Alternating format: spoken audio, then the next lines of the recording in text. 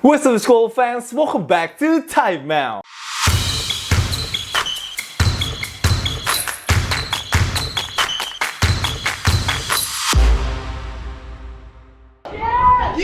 Why are you so quiet? Yeah! Say something about me, P. Say something about me, P. Let's go. Yeah, 2, 3. No, one down. Keep going. One down. Yo, what up time out gang? New York Knicks hari ini sih gendeng banget sih guys. Bener-bener udah mau menang di depan mata. Tiba-tiba ini Pacers did the impossible though. Jujur gue masih gak ngerti sih gimana caranya Pacers bisa comeback dari ketinggalan 14 poin guys di 3 menitan terakhir untuk bisa mengalahkan New York Knicks lewat babak overtime di game 1 di Madison Square Garden. Gila itu hell sih, puas banget sih, bikin satu stadion pasti silent. Gila, gue gak kebayang sih seberapa sunyinya tadi itu di Madison Square Garden. Tapi baru game 1 pun juga kita dikasih reka ulang adegan yang sangat ikonik yang dulu dilakukan sama Reggie Miller. Tapi hari ini pastinya lah, siapa lagi kalau bukan Hallie yang melakukannya. Hampir aja blunder. Nyaris blunder. Gila tuh tensin seumur hidup sih kalau blunder sih tadi kalau tiba-tiba Pacersnya kalah. Dan Shai Gilgeous-Alexander hari ini juga akhirnya resmi terpilih sebagai MVP NBA season ini. Dan OKC Thunder kemarin gila man, di babak kedua mereka play perfect basketball untuk bisa mendominasi Timberwolves dan juga mengambil game 1 di Western Conference Final. So itulah topik-topik di kelas Time Out hari ini. So thank you so much guys for joining me. Terima kasih masih meramaikan di NBA Conference Final saat ini. Gue ada eksklusif konten hanya untuk member aja. Gue main ini meliput tim nasional U16 Siaba yang melawan Pelita Jaya Junior. Kalau kalian penasaran dengan highlights-nya, anak-anak muda yang jago-jago banget, pastikan kalian join jadi member. Klik join guys, klik join di bawah, support this channel. And yeah, once again, just wanna give a shout out to everybody yang masih nonton Time Out sekarang ini. Thank you so much to everybody. Kalau gitu, nggak usah lagi, kita masuk ke topik pertama ya. Indeed, the Pacers is the real king of comeback, guys. Pacers hari ini comeback dari ketinggalan 17 poin untuk bisa mencuri home court advantage setelah menang 138-135 lewat babak overtime dari New York Knicks. Ini hands down the best game sih. The best game so far in the playoff this season. Dramanya, tegangnya, trash talkingnya, wah itu semua dapet sih di game hari ini menurut gue. Kok kayaknya tapi lebih seru Eastern Conference ya dari Western Conference ya. Bisa-bisa ini kayak Pacers yang menyelamatkan ratingsnya NBA playoff season ini. Ini keempat kalinya Pacers bisa comeback dan juga dari ketinggalan 15 poin di playoff kali ini. Di 27 season terakhir, tim NBA itu 970 saat ketinggalan 14 poin atau lebih di 2 menit 50 detik terakhir. Jadi hari ini rekornya berubah ya, jadi 1.970. Tapi gue jujur seneng sih Pacers menang ya, karena biar fans Knicks tuh calm down a bit, be humble a bit. Kemarin tuh buset deh, galak banget cuma ngelihat ada seorang firefighter actually. Dia sempat diundang ke show-nya Pat McAfee. Firefighter tersebut pakai jersinya Haliburton jalan-jalan dekat Madison Square Garden, tiba-tiba dilemparin plastik sampah, boy. Gila, gak santai banget itu. Tapi gue big respect tuh kepada Tyrese Haliburton yang akhirnya reach out ke firefighter tersebut dan akan menerbangkan dia ke Indiana bersama plus one-nya untuk bisa menikmati game 4. So, mungkin ini kenapa Haliburton menang kali ya hari ini, karena he's doing some good deeds right now. Menurut gue. But the Pacers just cannot die, bro. Mereka bisa comeback terus di playoff kali ini. Dan tadi, ya itu quarter 4, Aaron Nesmith tiba-tiba nggak bisa miss sama sekali, man. Dia 6 kali 3 point tadi di quarter keempat. Dia juga nyetak 17 poin dan 5 kali 3 point itu di 3 menit terakhir. Lo kalau lihat play-by-play-nya itu semuanya Aaron Nesmith. Tapi Aaron Nesmith bilang, lo nggak mau jaga gue. Katanya udah 2 kali di depan, udah 2 kali katanya sempet tuh nggak ada yang jaga dan kosongin, akhirnya tembak masuk semua sih. So, si Pacers juga tapi on fire semua sih. Pacers juga kalau nggak salah tuh mereka hits like 7 threes in a row. Bener-bener di luar nalar sih apa yang dilakukan Pacers tadi ini. And of course, itu tadi set up untuk si Tyrese Haliburton bisa menembak untuk bisa menyamakan skor dan mengirim game ke overtime. Tadi gila ya, si Tyrese itu mundur ya. Gue kira tuh dia akan pull up dari elbow maybe gitu untuk 2 poin kan 2 poin kan seri kan. Ternyata dia mundur mau coba 3 poin anjir. Untung bolanya masuk dan tuh boleh mantul dulu coy. Mantul dulu diliatin dulu ke atas baru masuk.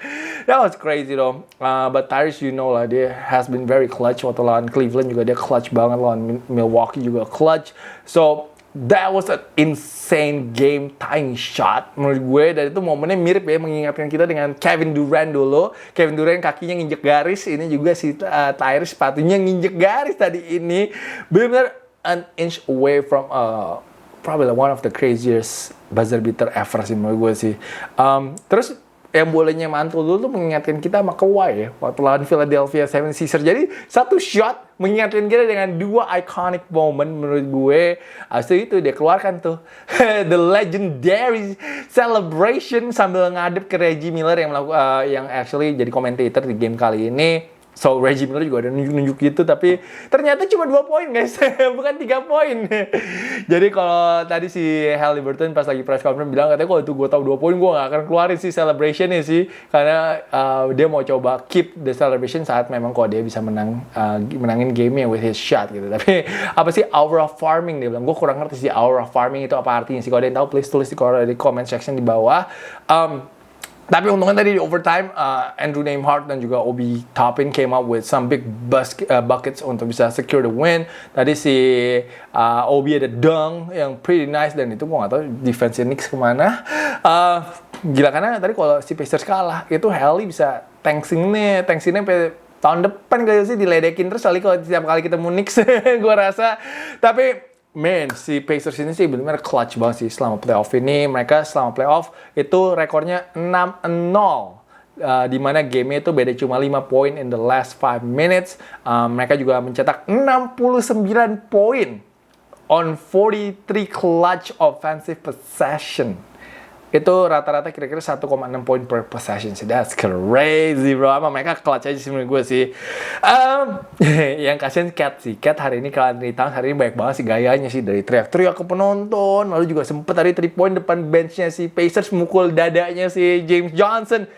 Untung gak dikarate tuh orangnya. Tapi Cat, you gotta stop man. You gotta stop with all this shit man. Dari tadi kan makanya pas bola out terakhir itu yang sisa 0,2 detik untuk gamenya selesai, boleh di hand ke Cat aja masih Tyrese Haliburton man. Gila tuh. Itu trollnya kelas tinggi sih. Benar-benar wah gokil banget sih trollnya si Tyrese Haliburton.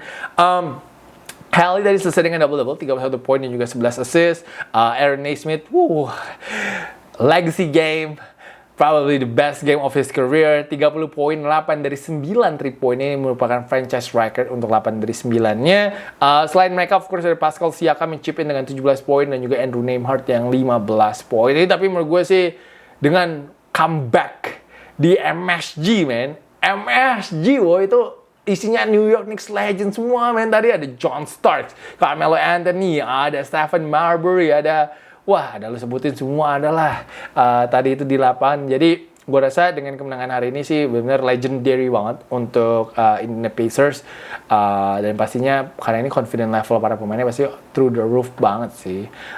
Jalen Brunson sama Cat sebenarnya mainnya bagus ya. Sebenarnya jago banget mereka hari ini. Brunson 43 poin, 5 assist walaupun tadi foul trouble.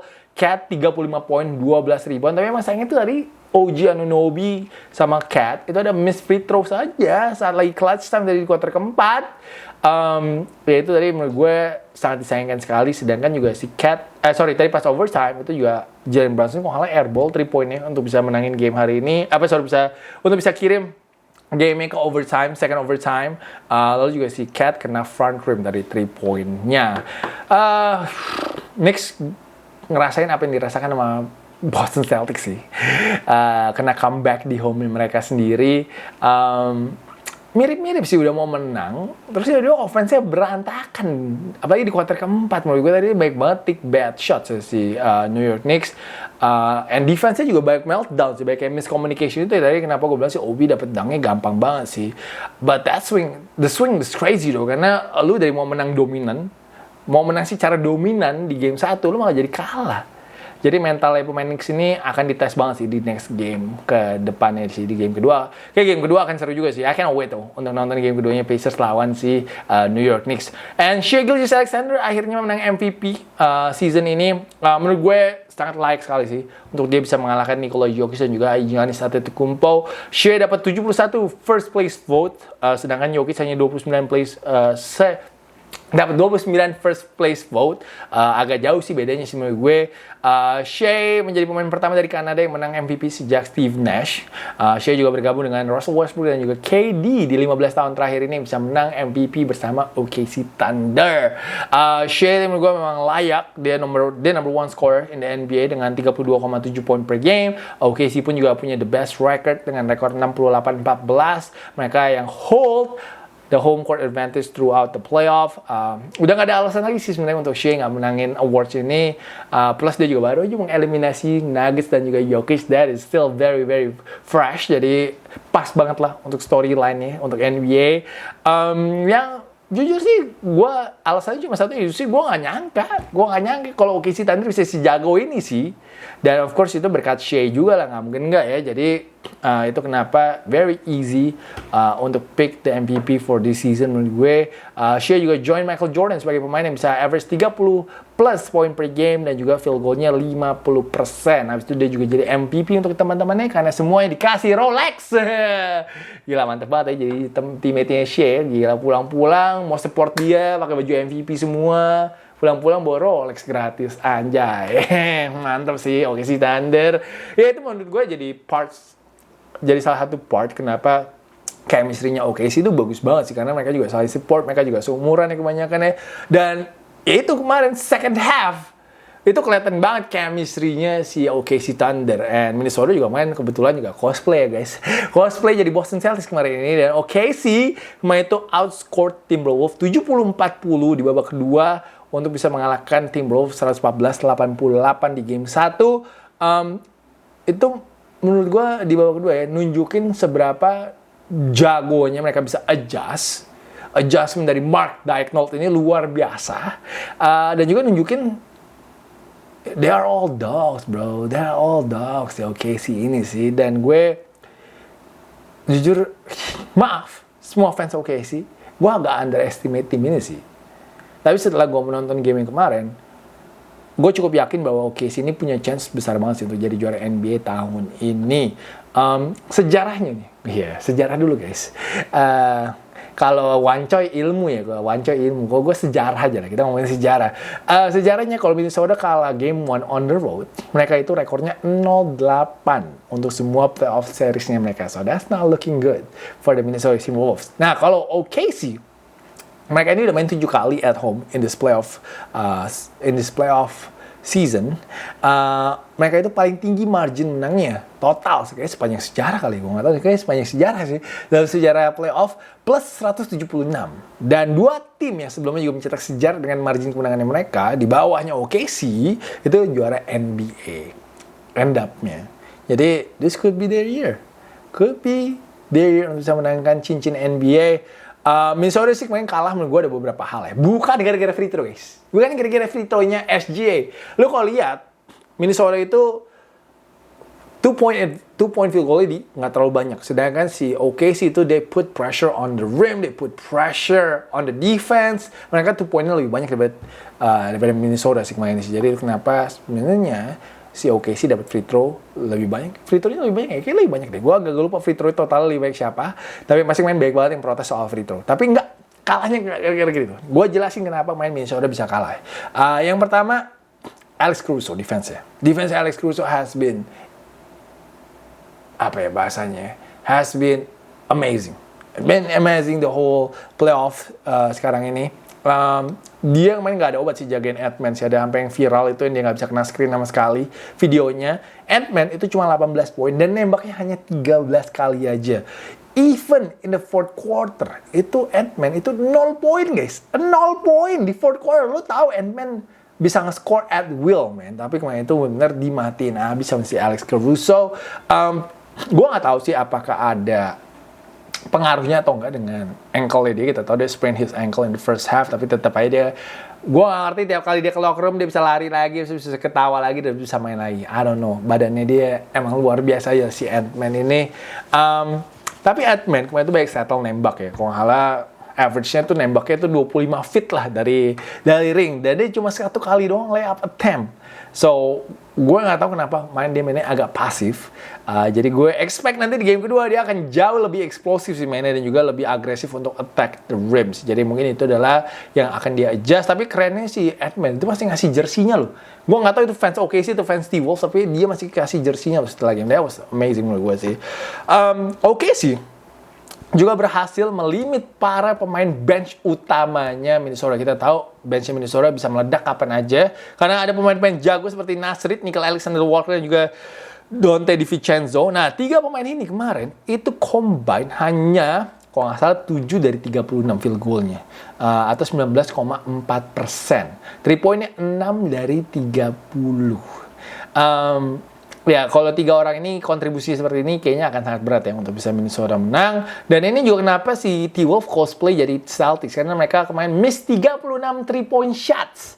Totalnya sih 15 dari 51 main ini, dan itu adalah 3-point field goal attempt paling banyak yang dilakukan sama franchise-nya Minnesota dalam sejarah playoff-nya mereka sih. Jadi itu kenapa mereka kayak banyak banget settle untuk 3-point shot kemarin ini. Dan Minnesota 0, saya ulangkan lagi ya, 0 fast break point nih. Jadi ini transisi defense-nya OKC kemarin sih luar biasa banget sih menurut gue. Dan juga bisa memaksakan si Minnesota melakukan 19 turnovers. Jadi itu kenapa Minnesota main kalah ya guys ya.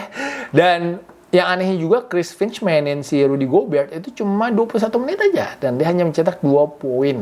Nah, ini gue nggak tahu nih kenapa nih Rudy Gobert, apakah karena dibantai-bantai mainnya sama si iHeart, sama si Isaiah Hartenstein dan juga Chet Holmgren, atau Chris Finch panik. Dia mau ngejar pakai 3 point dengan mainin Nasrid, tapi Nasrid nembaknya 1 dari 11. Sudah bubar langsung. Oke sih juga main dominate the paint area sih. Mereka mencetak 54 poin inside the paint area, sedangkan Minnesota hanya 20 aja guys. Dan 20 poin inside the paint itu adalah the fewest sejak tahun 2004. Main tuh Julius Randle doang sih mainnya oke sih. Tapi Julius Randle juga oke-nya di babak pertama sih. Dia 20 poin di babak pertama. So di hold sama si Minnesota. Di limit sama si OKC. Dan hanya 8 poinnya di babak kedua. So dia total 28 poin. Shake main baru hidup di quarter 3 sih. Quarter 3 baru bangun deh. Karena di babak pertama dia struggling banget Shake cuma 11 poin, 2 dari 13. Cuma di babak kedua itu dia udah mulai tuh tahu di mana celah-celah defense si Minnesota Timberwolves. Wow, baik banget sih itu, tough shot, nembak di depan 2 orang, 3 orang, layup, bener-bener unstoppable banget sih main si Shea di babak kedua. Dia selesai dengan 31 points, and of course yang mainnya banyak highlights-nya adalah yang dia sampai jatuh ya, and one. Lalu of course satu lagi ada yang step back di depannya Jaden McDaniels yang kayak agak nyangkut gitu kakinya. But Shea man, kemarin bener obrak-abrik defense Minnesota sih di babak kedua. Selain itu juga ada Jalen Williams yang amazing juga dengan 19 poin dan juga 5 steals. Chet Holmgren 15 poin, 7 rebound. Caruso lagi-lagi ngebantu juga dengan 3 poinnya, 3 dari 3 dan selesai dengan 9 poin. But OKC Thunder looking really good menurut gue. Once again, great coaching dari Mark Daigneault kemarin ini. Apapun itu adjustmentnya kemarin di kuarter 3 dan kuarter keempat.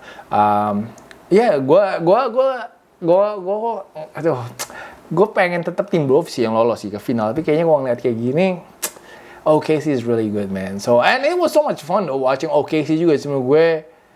Ngeliat chemistry-nya mereka sih, gue bener-bener liat chemistry-nya aja sih. Chemistry-nya mereka tuh nggak ada obat sama sekali sih. So ya, itu aja sih pembahasan gue untuk Game 1 dari NBA Conference Finals. Nanti berarti Sabtu ya, mungkin Sabtu akan ada lagi nanti time out-nya. So once again, thank you so much semuanya yang sudah menonton sampai titik ini. Really appreciate everybody. Jangan lupa untuk like. Gue tunggu untuk komentar kalian semua. So yeah, once again, thank you so much, and I will see you guys again very soon. Peace out everybody.